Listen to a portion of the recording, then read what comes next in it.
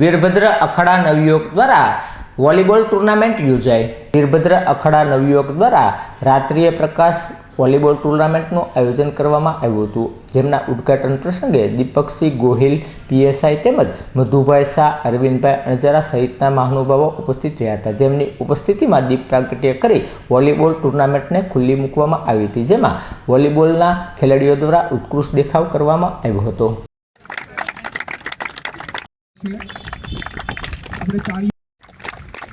સંદીપભાઈ જેસર ટીમના કેપ્ટન વીરભદ્ર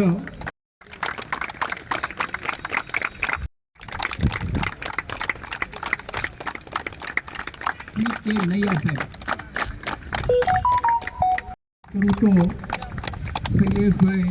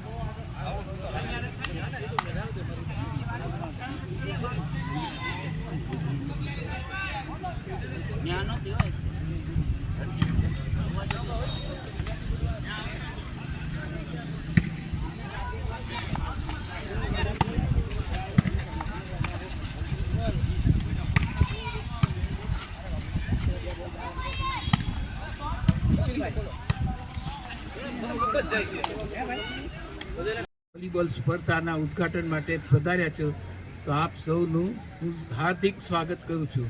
શ્રી વીરભદ્રસિંહજી અખાડા 1940થી કાર્યરત છે। ભાવનગરના મહારાજાએ સૌ પ્રથમ રાજ્ય ગાંધીજીને ભારત સ્વતંત્ર થયું ત્યારે સોંપ્યું, પણ એ પહેલાં આ અખાડો અમને સોંપ્યો હતો 1940માં। આપણે એને યાદ કરીએ। 1940થી અમે વિવિધ પ્રવૃત્તિઓમાં ભાગ લેતા આવ્યા છે। કલ્ચરલ સાંસ્કૃતિક પ્રવૃત્તિઓ, નાટ્ય પ્રવૃત્તિઓ, ગરબા પ્રવૃત્તિઓ, રમતગમતમાં અમારું નામ ક્રીડા મહોત્સવમાં અમારું સૌથી આગળ પડતું નામ હતું। ત્યાર પછી શાળાકીય રમતોમાં અમે ભાગ લેતા હતા, અને જુદી જુદી રમતોમાં અમારા યુનિવર્સિટીઓ અને કોલેજ તેમજ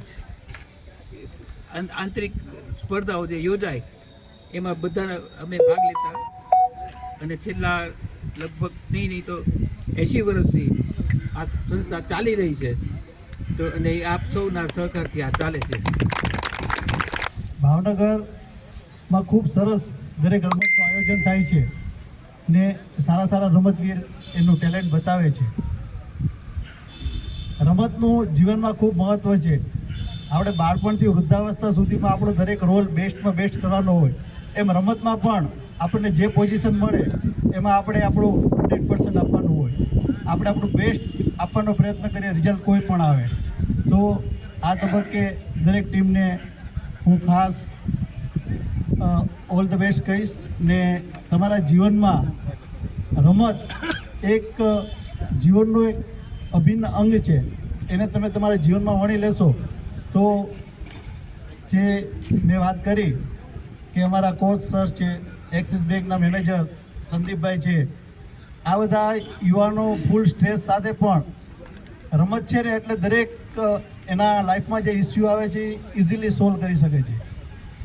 અમારે as a PSI cyber crime તરીકે અમારે સ્કેમરો સાથે એટલું બધું માથાનો દુખાવો હોય ને કે ક્યાંય બેઠા બેઠા ઝારખંડ, દિલ્હી, યુપી બેઠા બેઠા આ બધા ફ્રોડ કરતા હોય, પણ રમત હોય ને એટલે તમારું માઇન્ડ એટલું બધું એક્ટિવ રહે કે કંઈ ને કંઈ તમને ભગવાન હિન્ટ્સ આપતા રહે ને ઘણા અંશે અમે સફળ થઈએ છીએ.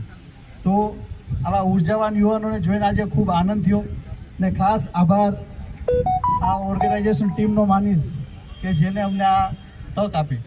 Thank you.